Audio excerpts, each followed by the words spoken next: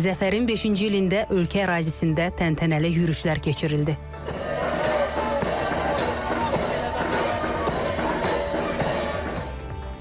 Ölkədə hardasa 2500-ə yaxın tibb müəssisəsi var. Bunun 43%-i tam yararsız şəkildədir. Tibb məntəqələrinin vəziyyəti Milli Məclisdə gündəmə gətirildi. 3 aylıq evlilik faciə ilə nəticələndi. Şamaxıda qadın odlu silahla qətlə yetirildi. Həyat yoldaşı saxlanıldı. Sovetski adlanan ərazidə 50-dən artıq tikiliyə tarixi bina statusu verilə bilər. Ailələrin köçürülməsi prosesi isə davam edəcək. Axşamınız xeyir olsun, hörmətli tamaşaçılar. İctimai televiziyada xəbər vaxtıda studiyada Günay Abdullayevadır. İndi isə daha ətraflı səhər saatlarında paytaxt küçələrində alışılmış sükut yox idi. Marşlar, ayaq səsləri və əllərdə dalğalanan bayraqlar Bakını tam fərqli ovqata saldı. Bakı bugün bir yürüşün deyil, bir əhvalın şahidi oldu. Küçələrdə toplaşan insanlar marşlara qulaq asır, eyni anda hisslərini də bölüşürdülər. Heç bir məcburiyyət, heç bir təntənə yox idi. Sadəcə səmimi bir birlik. Bugünün mənzərəsi də elə məhz buna görə fərqli idi.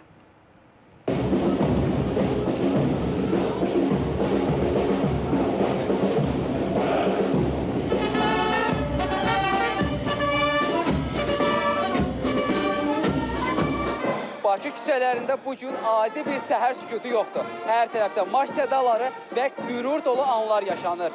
Zəfərin 5-ci il dönümündə yenə paytaxt küçələrindən əsgər addımları, zəfər sədaları eşidilir. Hər dəfə bu qüruru yaşayırıq. Sadəcə keçmişi anaraq, gələcəyə inamla addımlayarıq.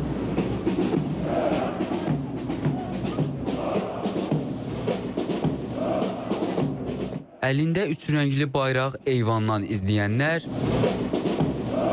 hərbi orkestrə qoşularaq addımlayan, marş oxuyanlar, bu tarixi anı telefonla çəkənlər və elə kiçik yaşından ordusu ilə fəxr edənlər.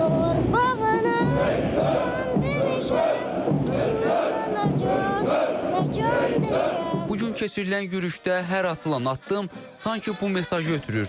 Qürurluyuq, minnətdarıq və dirçələn bir millətin gücüyük. İndi sevinirəm.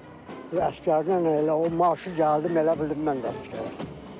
Sevincimin adı yoxdur, başa düşdüm. Çox təbrik edirəm Azərbaycan vətəndaşlarını, xalqımızı, onlara ruzi bərəkətli günlər, firavan, sülh dolu, barış dolu günlər arzulayıram. Böyük qələbəmizin belə nəticələrini görmək çox böyük bir fəxr hissidir, əlbəttə. Neçə belə illərə çıxacaq. Paytaxtda hərbi orkestrin sədaları altında bir neçə istiqamət üzrə hərəkət edən hərbiçilərin yürüşü həm xalqımız, həm də turistlər tərəfindən coşqu və böyük maraqla qarşılanıb. Biz də Romaniyadan gəldik, hər yer güzel, gezməyə gəldik, bakmaya gəldik, aman çox beğendik. Çox təşəkkürlər. Hərbiçilərin yürüşü işğaldan azad olunan ərazilərdə də baş tutub. Xankəndidə keçirilən hərbi yürüşdə hərbiçilərlə yanaşı Qarabağ Universitetinin tələbələri, burada yaşayanlar, məskunlaşan soydaşlarımız da iştirak edirlər. Xalqımıza hər zaman kimi yenidə zəfər yaraşır və bugün Zəfər bayramını Qarabağ Universitetinin tələbəsi olaraq Qarabağda qeyd etmək xüsusi bir qürur hissidir. Qeyd edək ki, Zəfər gününün 5 illiyinin qeyd olunması münasibəti ilə paytaxt və Qarabağla yanaşı Sumqayıt, Naxçıvan şəhərlərinin mərkəzi küçə, prospekt və meydanlarında da hərbi orkestrlərin müşayiəti ilə yürüşlər təşkil olunub.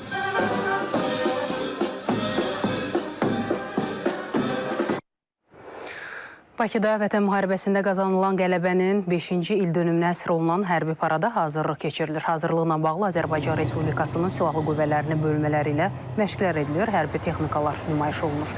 Azərbaycanın şanlı zəfərinin yubiley paradında qardaş Türkiyənin hərbi qulluqçuları da iştirak edəcək. Azadlıq meydanında baş tutacaq paradda iştirak edəcək heyətin siyahısını Türkiyə Milli Müdafiə Nazirliyinin sözcüsü mətbuat konfransında bildirib.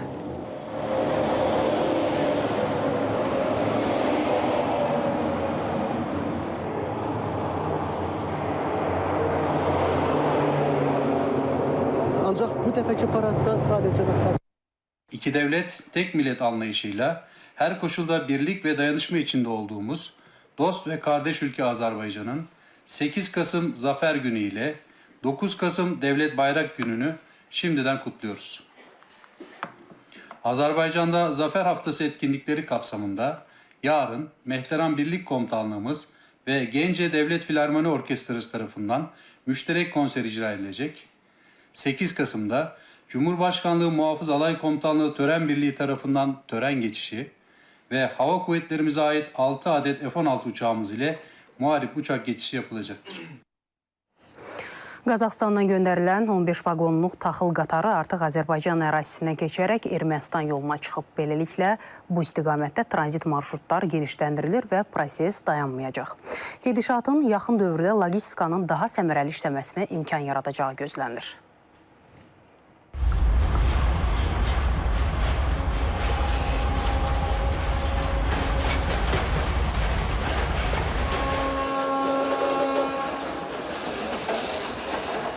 Ölkəmizdən keçməklə Ermənistana yüklərin yola salınmasının birinci mərhələsi ötən gün baş tutub. Söhbət Rusiyadan göndərilən 1048 ton 800 kiloqram taxıl məhsulundan gedir. Bu daşıma böyük kəsik stansiyasından İrəvana yola salınıb. Bu dəfə isə Qazaxıstan məhsulu Ermənistana göndərilir.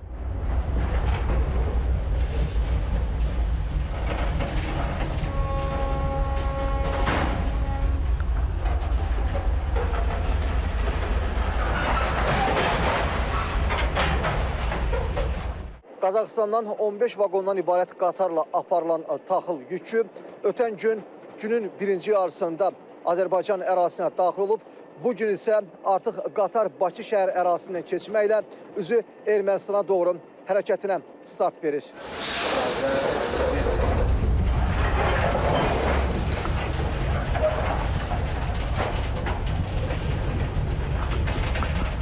Qatar Biləcəri, Hacıqabul, Böyükəsik marşrutu ilə hərəkətini davam etdirəcək və Böyükəsikdən də artıq Gürcüstan istiqamətinə yola salınacaq, ardınca Ermənistana yola düşəcək. 1000 tona yaxın taxıl məhsuludur. Qurum rəsmisi əlavə etdi ki, Azərbaycan tranzit yolu ilə Ermənistana yüklərin göndərilməsi bundan sonra da davam edəcək. Növbəti mərhələdə həm Qazaxıstan, həm də Rusiyadan İrəvana daşımalar həyata keçiriləcək. Gündüz Vaqifoğlu, Etibar Qurbanov, İTV Xəbər. Vergi məcəlləsinə dəyişikliklər nəticəsində dövlət büdcəsinə əlavə 623 milyon manat vəsaitin daxil olması proqnozlaşdırılır. Bu barədə Milli Məclisin İqtisadi Siyasət, Sənaye və Sahibkarlıq Komitəsinin iclasında vergi məcəlləsi ilə bağlı qanun layihəsinin müzakirəsi zamanı Dövlət Vergi Xidmətinin rəisi Orxan Nəzərli bildirib. O, təklif olunan dəyişikliklərin gözlənilən təsirlərindən danışıb. 2026-cı illər üzrə sosial-iqtisadi inkişafı dövlət özəl tərəfdaşlığı layihələri, avtomobil istehsalı, gəmiqayırma, balıqçılıq, kənd təsərrüfatı və ictimai yaşayış sahələrində tətbiq olunan vergi güzəştləri həmin sahələrdə əlavə dəyərin və istehsal həcmlərinin artmasına səbəb olacaq. Həmçinin bərbər və gözəllik sahəsində xidmətlər üzrə ƏDV geri al mexanizminin tətbiqi bu fəaliyyət sahələrinin şəffaflaşmasına mühüm töhfə verəcək. Sosial sığorta haqqında qanuna dəyişikliklər layihəsi barədə də bəzi məqamları nəzərə çatdırmaq istərdim. Təklif olunan dəyişikliklər sosial sığorta sisteminin daha ədalətli və şəffaf şəkildə formalaşmasını, həmçinin sahibkarlıq fəaliyyətinin təşviqini hədəfləyir.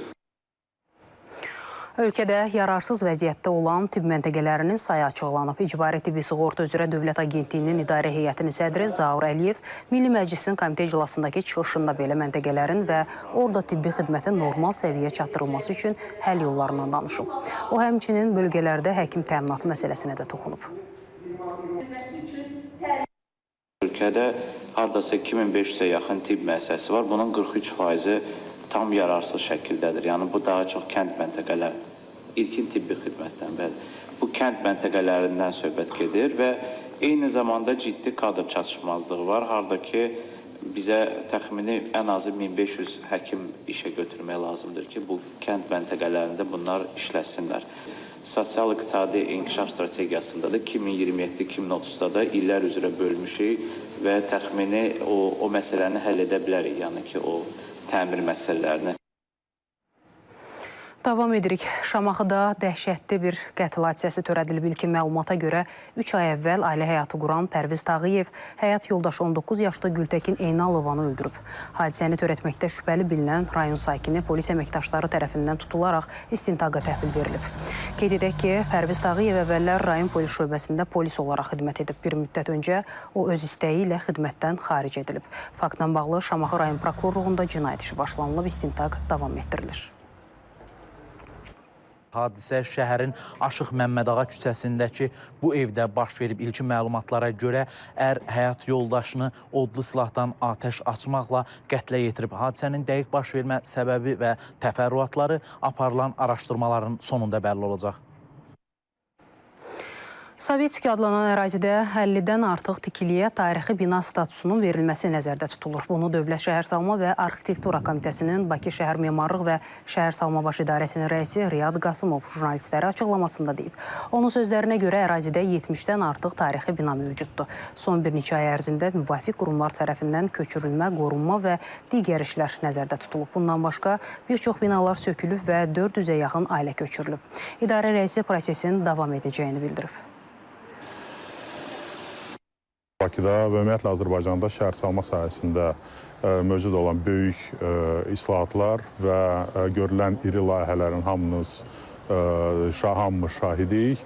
Bildiyiniz kimi bizim də Şəhərsalma və Arxitektura Komitəsi kimi əsas prioritetlərdən biri məhz şəhərin dayanıqlı inkişafı, insan yönümlü şəhərin yaradılması, şəhərin həm deməli mərkəz, həm ətraf ərazilərinin müasirləşərək daha rahat və komfortlu, ekoloji nöqtə nəzərdən deməli əlverişli və sakinlər üçün rahat olması üçün işlər görülür. Lakin onun əsas prinsiplərindən biri deməli şəhər ərazisində mədəni irsin qorunmasıdır. Biləsuvar Gömrük İdarəsi küllü miqdarda narkotik vasitənin qanunsuz dövriyyəsinin qarşısını alıb. İrandan Rusiyaya kahı yükü adı altında tranzit yolla keçən yük maşını yoxlama zamanı şübhə doğurub. Xidmətin reaksiyası ilə kahların altında gizlədilmiş 295 bağlamada ümumi çəkisi 97 kiloqram 530 qram olan marixuana aşkar edilərək götürülüb. Faktla bağlı araşdırma aparılır. Türkiyənin Antalya şəhərində keçirilən Azərbaycan mədəniyyət elçilərinin birinci forumu dünyanın müxtəlif ölkələrində fəaliyyət göstərən azərbaycanlı yaradıcı insanları bir araya gətirdi. Burada milli mədəniyyətin inkişafı, qarşılıqlı əməkdaşlıq və yeni layihələr ətrafında müzakirələr aparıldı.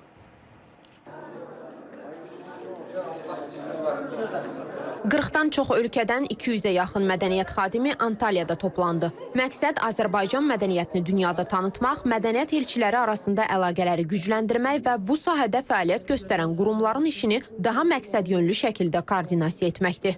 Təbii ki, bu platforma vacibdir. Mədəniyyət sahəsində yeniliklərin müzakirə edilməsi, Azərbaycan mədəniyyətinin dünyada tanıdılması, təqdim edilməsi istiqamətində ortaq bir yanaşmanın təqdim edilməsi və təbii ki, bütün bunların ən vacib olan hissəsi isə mədəniyyət xadimlərimizin, xarici ölkədə yaşayan soydaşlarımızın fəaliyyətinə yaxından dəstək olmaq, dövlətimiz tərəfindən onların fəaliyyətinin müşahidə etmək, dəstəkləmək və onların imkanlarından istifadə edərək Azərbaycan mədəniyyətini dünyada daha geniş təbliğ və təqdim etməkdir.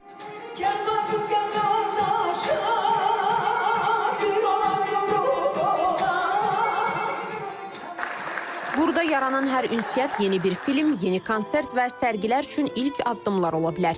Bir sözlə, mədəniyyət elçilərinin forumu yeni əməkdaşlıqlar üçün böyük imkanlar yaradır. Bu günlərimə bu kökün Azərbaycan millətinin, demək olar, mədəniyyətinin kökünün yığışmaq bir yerdədir və mən zənn edirəm ki, buradan çox bir yaxşı bir planlar olacaqdır ki, bu informasiya müharibəsi ki, Azərbaycan indi onunla dünyada məşğuldur. Elə buradan eləyə bilərlər, bütün Azərbaycanlarla, incəsənət adamları ilə, mədəniyyət adamları ilə eləyə bilər Azərbaycanın əsli sözünü və həqiqətlərini dünyaya çatdırır. Mənim üçün bu forumda iştirak etmək böyük şərəfdir. Burada məqsəd bir-birimizi daha yaxından tanımaq, təcrübə ilə bölüşmək və mədəniyyət vasitəsilə dostluğu möhkəmləndirməkdir.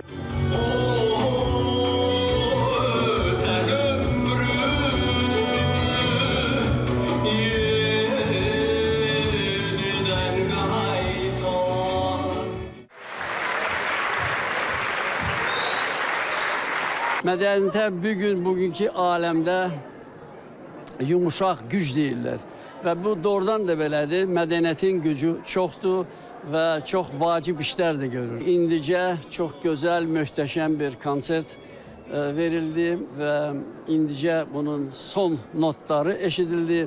Bizim gözəl ifaçılarımız, karifey ifaçılarımız Fərhad Bədəlbəyli kimi bu gün burada iştirak etdilər və doğrudan bizim gənclərə nümunə olaraq öz sənətlərini göstərdilər.